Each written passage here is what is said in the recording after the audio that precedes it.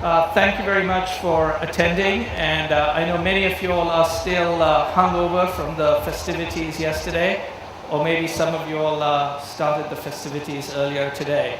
So I'm going to be speaking about the future of creativity, and if I could have my slides up there, we will start.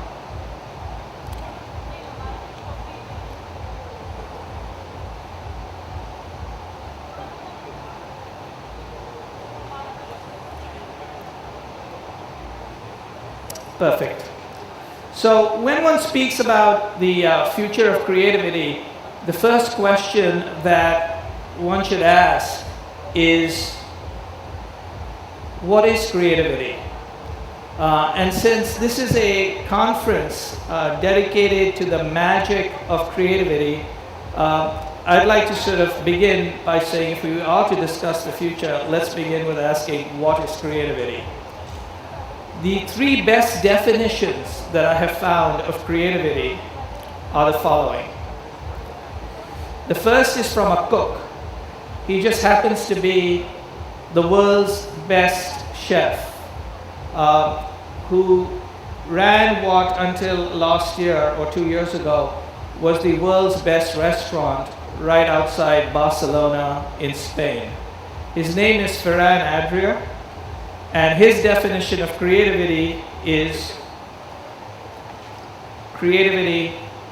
not copying. That's simple. And occasionally when people ask me what's a great definition of creativity, I say creativity is not copying.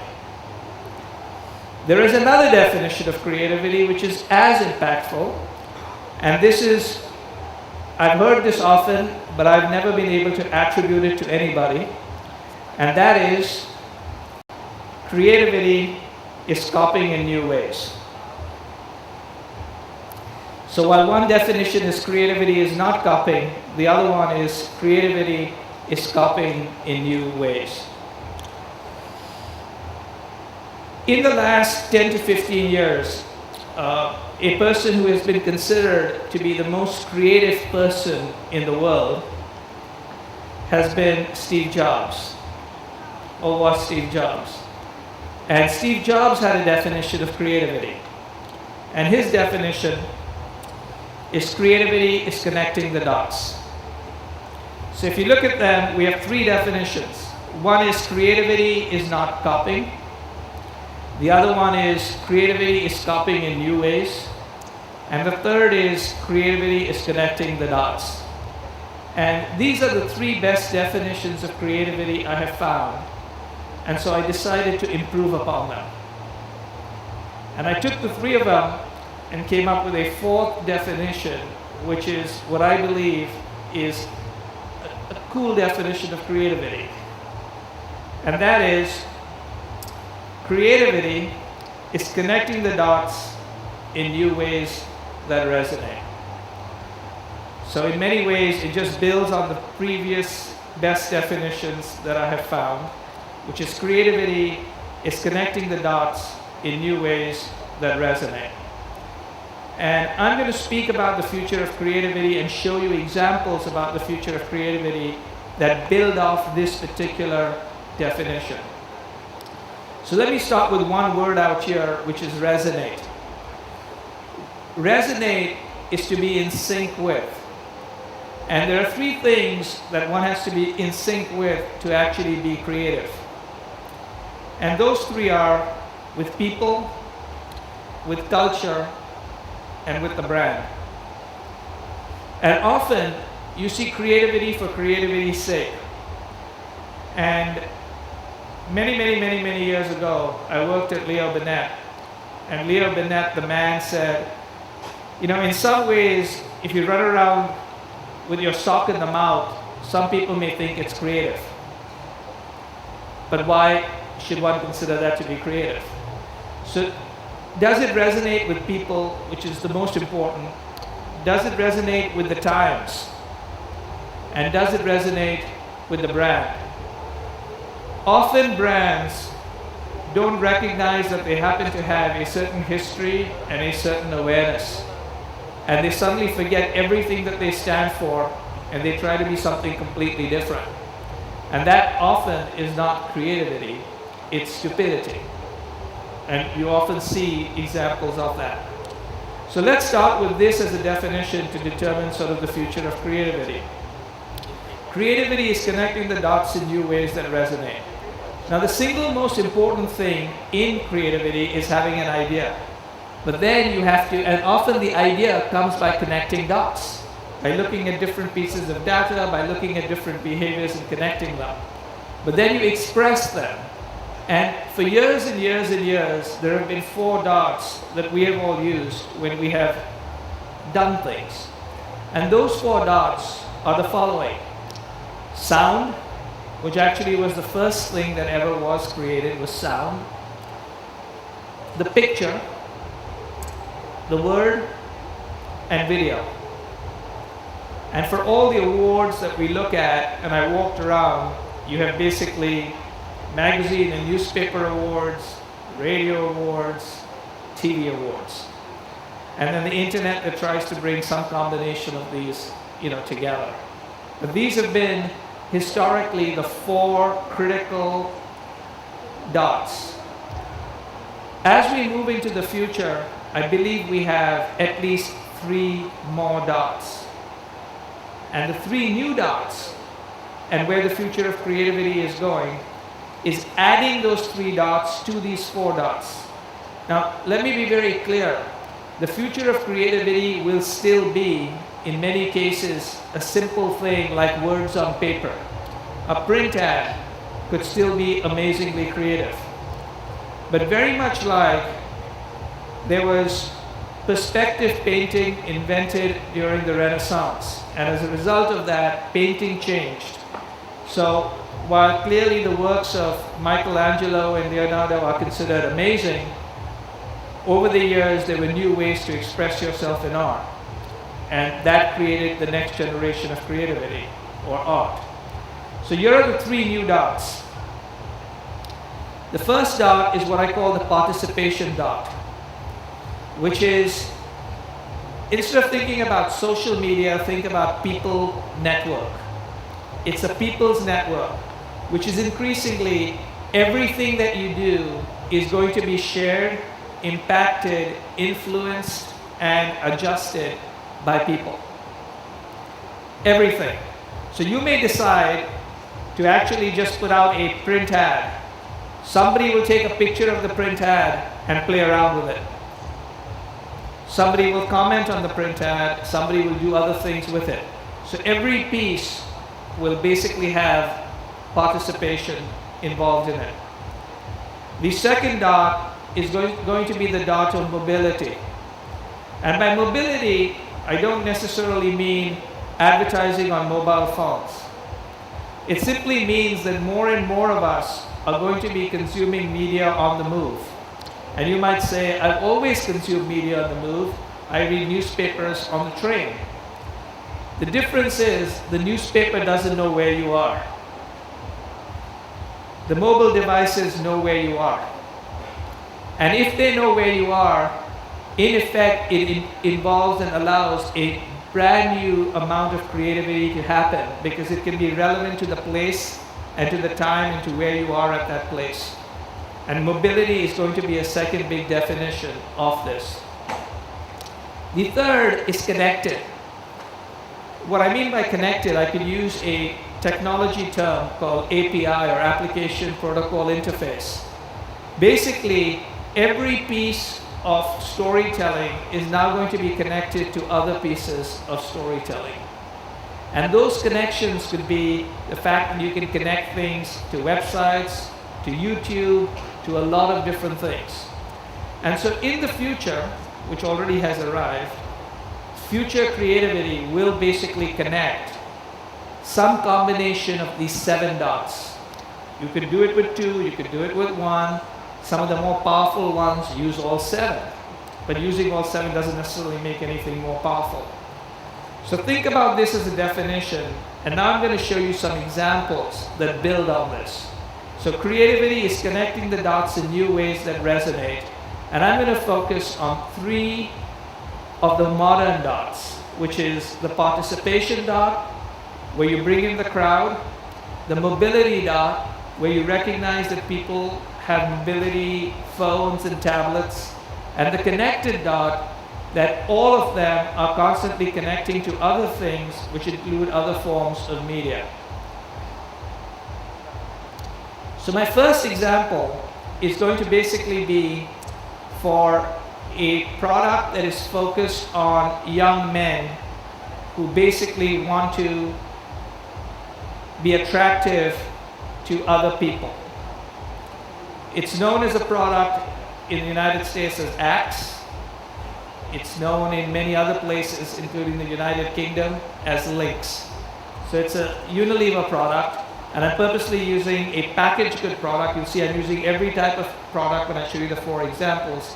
So this is not about category that can do this. You can do it across everything. And so think about this as a body spray used to be attractive when you go out in the evenings and on dates.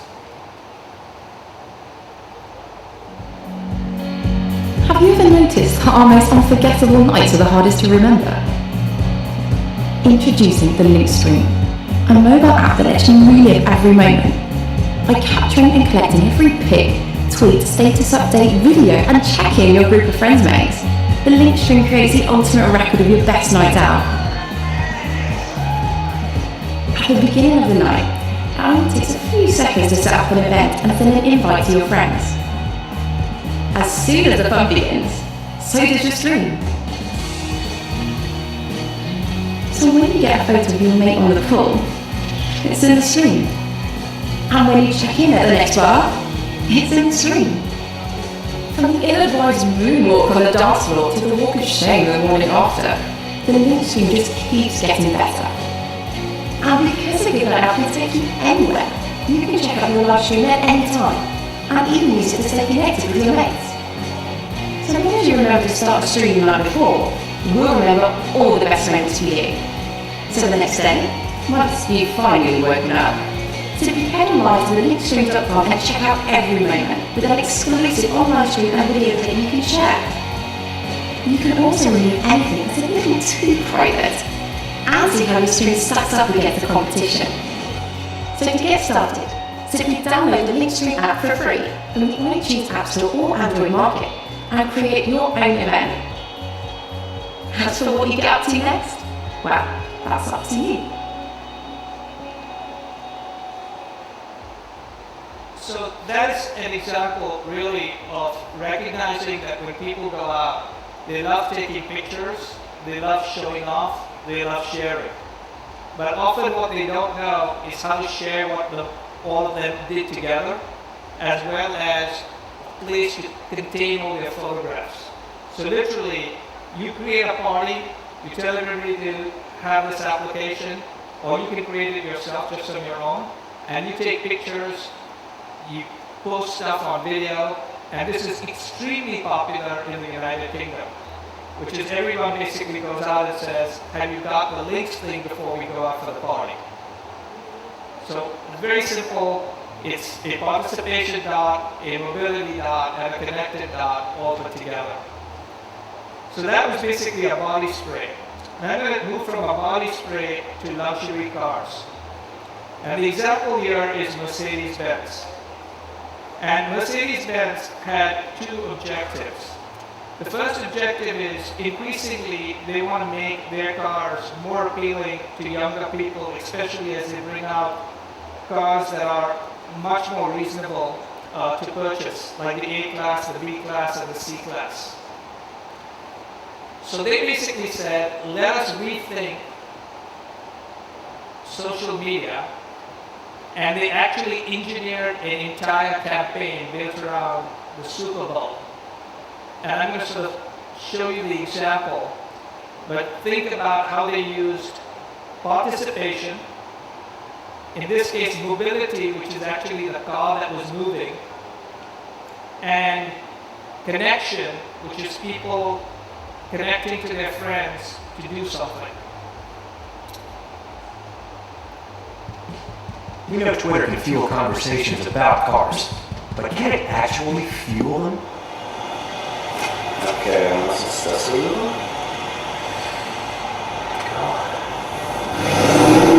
Welcome to the Mercedes-Benz Tweet Race, an actual race powered only by tweets and by the passion of its audience.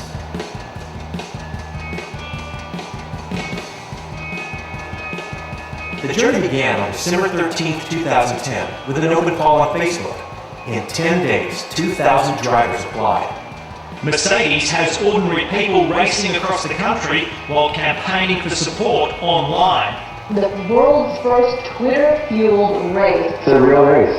Once chosen, it was time for teams to mobilize their online communities, and they did, each in their own way. With the race fast approaching, a video was released of engineers testing a Twitter-controlled vehicle prototype. The video was followed by an interactive banner, allowing users to operate the vehicle using tweets. A heated debate quickly arose about the existence of the technology. The buzz intensified, and suddenly, the tweet race was viral.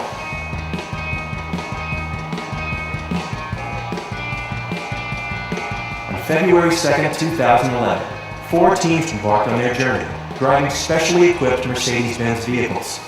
With drivers on the road, the real action happened on Twitter, where supporters and racers generated an endless stream of content, photos, videos, and tweets. This fuel not only kept the cars moving, but also served as the glue that kept the community engaged and entertained. Meanwhile, team location and progress were chronicled in real time at mbtweetrace.com. And as the bond between supporters and racers grew, it created a wave that swept across the Twitter sphere and reached millions of people.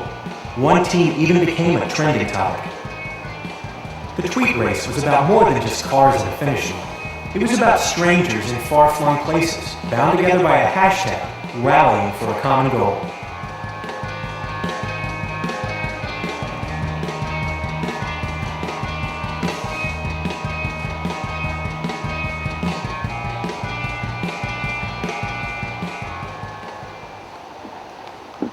That particular example, in addition to using mobility, participation, and a whole bunch of other things, convinced Mercedes-Benz Germany to ask Mercedes-Benz USA to take over their global digital strategy, as well as increase Mercedes-Benz USA's digital spending from about 5 to 30% of their budget. And so to a great extent, what they're now asking for is, can you create participatory events, both in the real world and in the non-real world, and build around that? And then they also continue to have, obviously, a layer of very, very idyllic and icon-based sort of advertising. The third example, I do not have a video for, but will sort of show you the way one can think in completely new ways. So this is about a thermometer. So I've basically gone from a spray to a car to now a thermometer. And the thermometer is a thermometer by Vicks. And the thermometer is not something that you put in your mouth, but you just touch it to your ear. And it's more expensive than regular thermometers, but mothers are very concerned when they take their kids' temperature that they will bite into the thermometer or something will go wrong. So this was targeted towards mothers. This was a brand which had licensed the Vicks name, but it wasn't actually the Vicks company, so they had limited distribution. So they were trying to do 3 things at the same time. Take a limited budget and target it to people who were mothers, who were concerned about whether their kids had temperature or did not have temperature, which was number 1. 2, they wanted to focus it on particular markets and areas where they had distribution. And they were trying to basically get the stores to run out of the product so they would buy more product and have national distribution. And third, they wanted to do it in a way that got press coverage for their unusual way of thinking. So here's what they did. Connected. As many of you may know, almost all the information that Google creates is available for free via an application protocol interface. So a lot of their trending and other information is available for free. And what they realize is there's a particular thing called Google Flu Trends. So whenever someone types in for flu in any particular city or neighborhood in the United States, they measure that. The Center for Disease Control in Atlanta actually takes that information because there is a 100% correlation between the spike of flu searches and 24 hours later flu will break out in that neighborhood. 100% correlation. So when people search for flu on Google in a particular area, flu is going to break out 24 hours later. So what these people did is they used that to decide how to target. So they only targeted neighborhoods and cities where flu was about to break out. So they extracted the data. This is called connected. See, this is a form of creativity where they use connected, a connected dot. They pulled that out. And then what they basically did is they only advertised on mobile and other phones when they knew you were within 5 miles of their store, where this product was actually available. So they put together this very simple thing, and then they had other demographic information that you were a mother. So you are a mother, flu is broken out in the neighborhood, and you are within 5 miles of the store where this product is available. That's when they sent you messages. And the messages they sent you was not advertising. The messages they sent you was that flu was about to break out, and how to prevent your kid from having flu, and if they did have flu, how to take their temperature in a safe way. So this was sort of what the application was. They sold out of their product in every single store. As a result, within 2 weeks they got national distribution from all the major chains.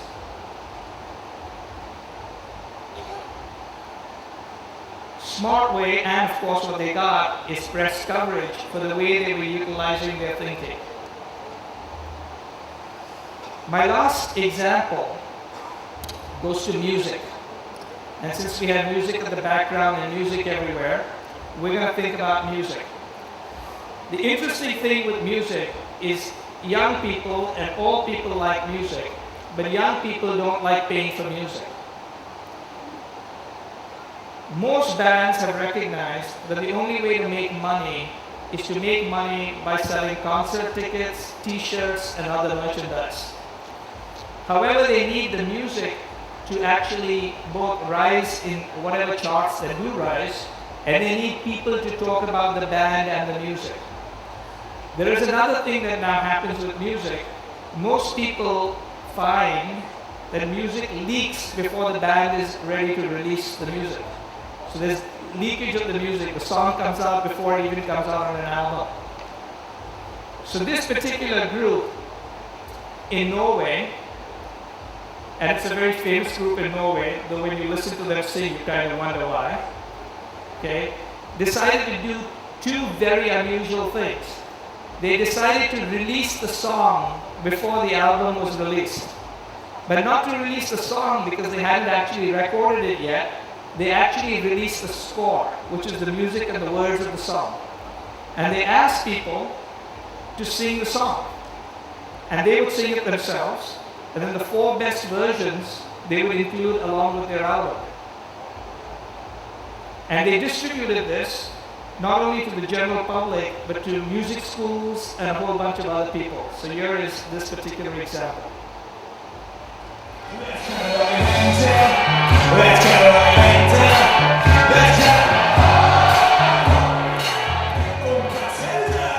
Kai's orchestra is one of Norway's top artists, and they were getting ready to release a new single as an introduction to the upcoming album. This time, though, they wouldn't give anybody a chance to steal it. They'd launch a record without even recording it.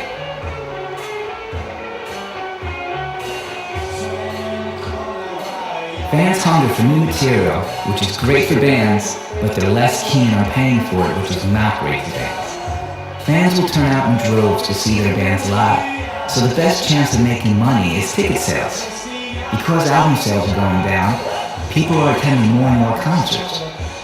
Kai's orchestra decided they'd rather win fans in the long term, rather than sell a record in the short term.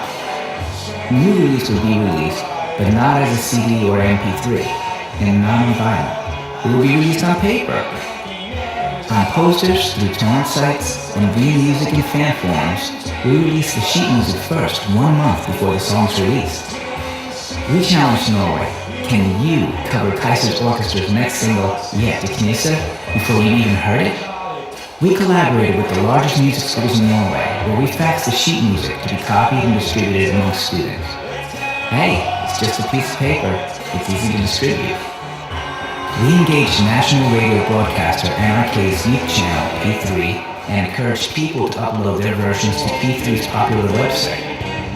Soon, fans started posting their covers of Yet to Knisse, ranging across all different genres. Even a German version appeared. The word spread, and Kaiser's Orchestra and their challenge soon became the hot topic of bloggers, Twitterers, fans, and the press. The challenge even got coverage on national TV. Finally, it was time to release the original Kaiser's Orchestra, Yet to Knisse.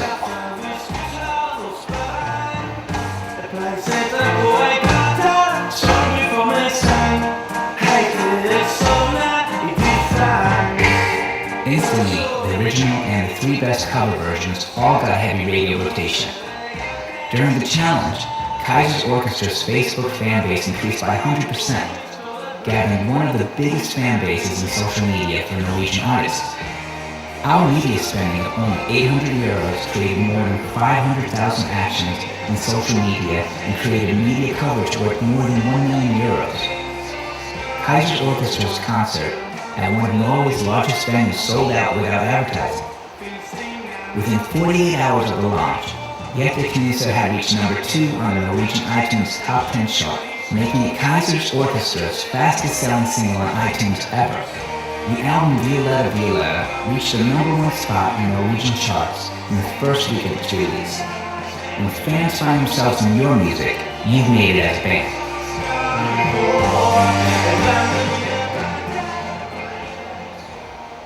So there's yet another example of connecting, participation, and less mobile, but connecting and participation.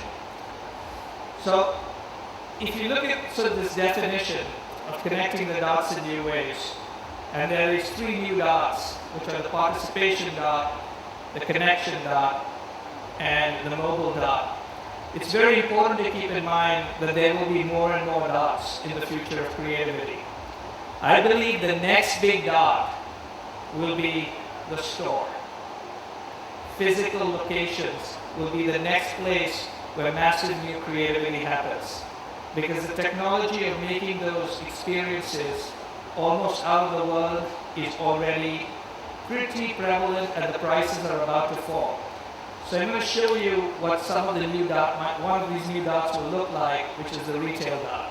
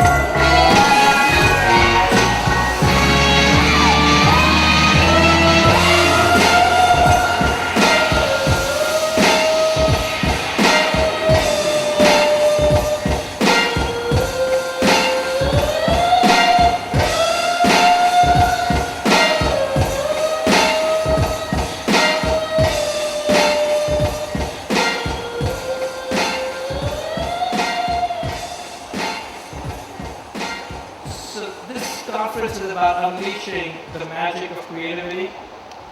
That magic already exists.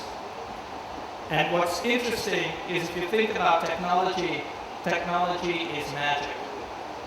And in many, many ways, that's really what I wanted to sort of let you all know, and I'll leave you all with a couple of questions, which is this, or not one question, which is if we believe that creativity is connecting the dots in new ways that resonate, are you aware of and connecting all the dots so your idea can truly resonate? That is the question. Are you still resonating with people and their expectations as people's expectations change? Are you still resonating with a culture where a culture is filled with sort of empowered people? And are you still resonating in ways that keep your brand alive and current, or does your brand begin to look dusty and old? And that sort of is the question that I sort of would ask you. And I've also put in there, in order to make sure that we stay connected, participation, and mobile, my Twitter address, as well as 2 different blogs. And one of the interesting things is we're moving to a world where creativity will connect data and imagination. And in fact, I write 2 separate blogs, one which I call my left brain blog, which is reinventing, and one which is the right brain blog, which is called reimagining. And the future is about reinventing and reimagining. Thank you very much.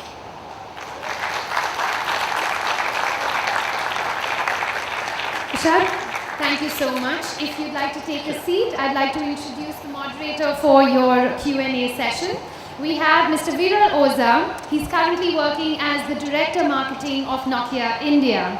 Viral joined Nokia in August 2008 as Head Activation, Media and Online Marketing, before which he spent 16 years with Unilever as Director for Skincare for Africa, Middle East and Turkey. Currently he lives in Gurgaon with his 2 teenage daughters, and he's seriously open to receiving any volunteers as bodyguards for them. So you can let him know after the session. Let's give him a big round of applause, Viral. Thank you so much for joining us here. And what you're sure also did the same thing, which is the traction, the engagement that people got was because it struck a chord. So is connecting the dots more about executing on a great idea that you have, or is it about genuinely looking for the big idea? How would you? It's both. It's initially looking for the big idea, because to a great extent, most of the best creative people I have discovered tend to basically be curators of other people's ideas. Okay, they don't necessarily create the idea themselves. They actually look at a lot of different ideas, maybe from a lot of their art directors, copywriters, and outside, and put them together.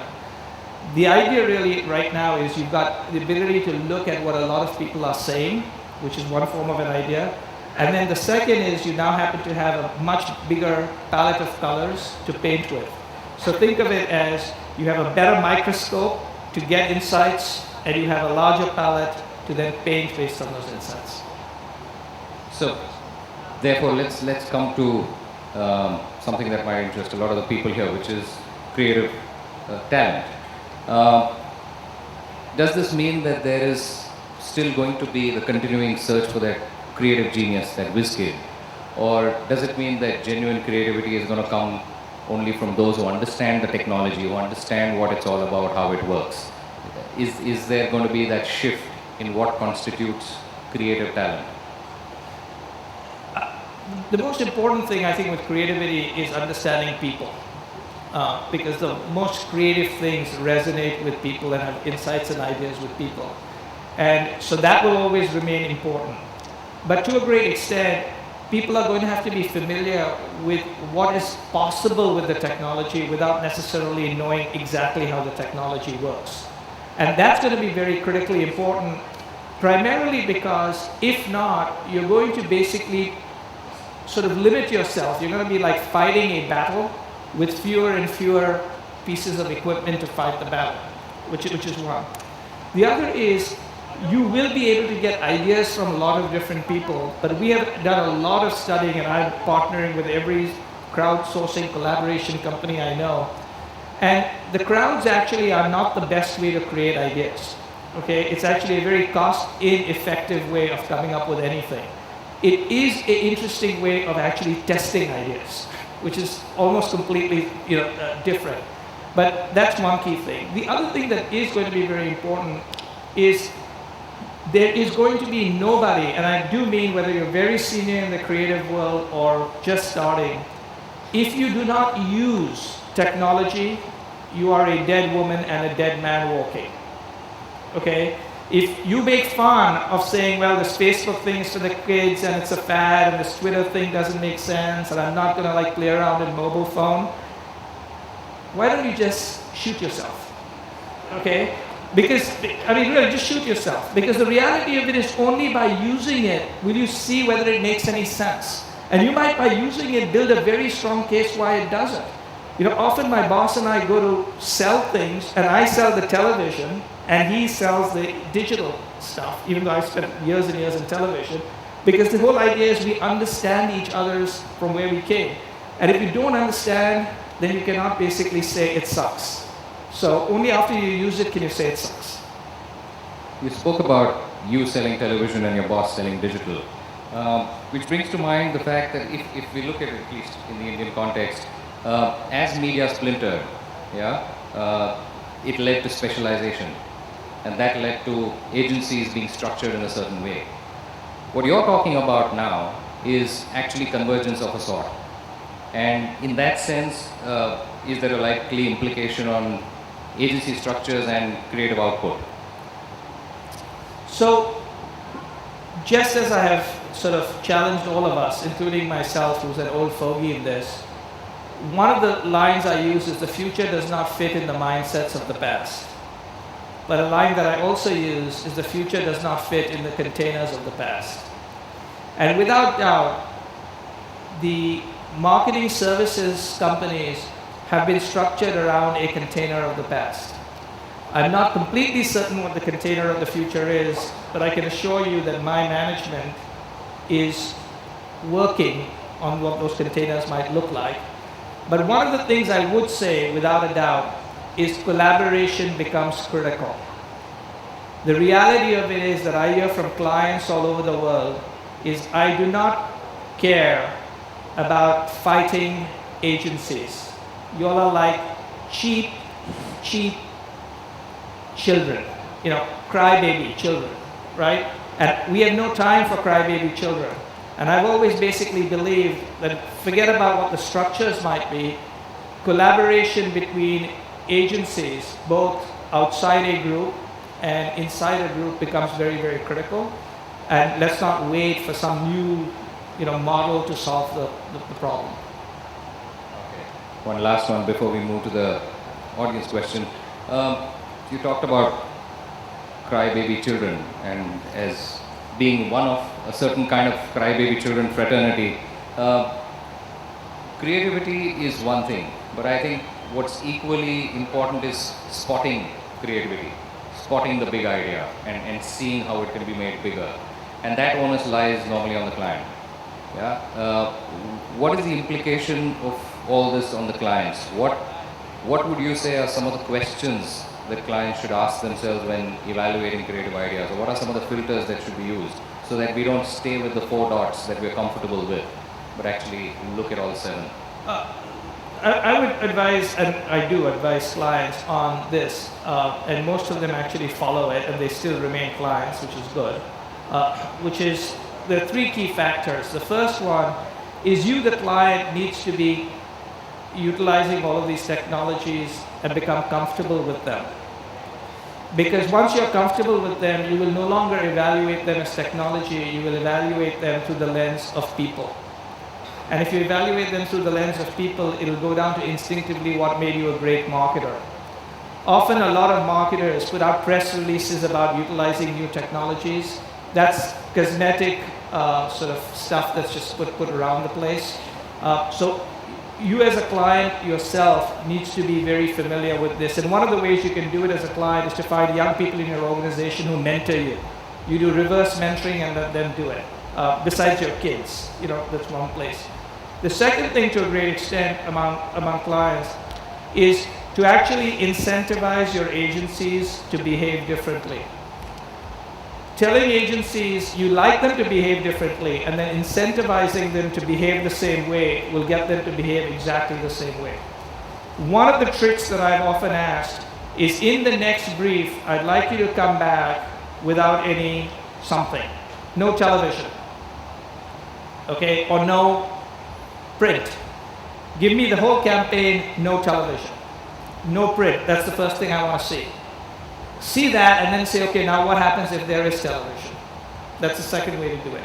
But the third is really, if you study, if you use these as a person and give that, which is incentivize your agencies the right way, I think the most important thing is to stay true to the roots, which is creativity is about ideas and people and not about technology. So there is this question we asked from consumers, from the audience, which are going to be potential consumers for an iPad. So I've got the question here. How do you balance between creativity and brand integration? Because platforms like Facebook, Twitter, there is a lot of conversation going on which is all about creative ideas to break through the clutter.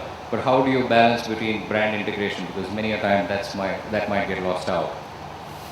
So usually what tends to happen is creativity by itself, if it's a great thought, idea, and campaign, is already a brand integrated idea. Often, brand integration has got nothing to do with looking the same, and brand integration has got nothing to do with basically making sure all your channels are in sync or you're using all your channels. That is basically brand integration by the numbers, and it stopped in any modern way of thinking about 10 years ago. That doesn't mean that we still don't all basically do it. But in many ways, if you think about the brand as basically being what people, Jeff Bezos of Amazon defined a brand as what people say about you when you are not in the room. Okay? Which I think is a fantastic definition of a brand. What people say about you when you are not in the room. In a world of people network where people are talking about you, you want people to talk about you. And what you really want to do, the only thing you really want to pay attention to are people who are complaining, and if they're complaining for the right reason. There will always be people who will complain, but if they're complaining for the right reason, pay attention. Good, thank you very much. And the winner of this iPad is Soumya from HUL. Soumya, if you'd like to join us on stage, we'll give you your iPad.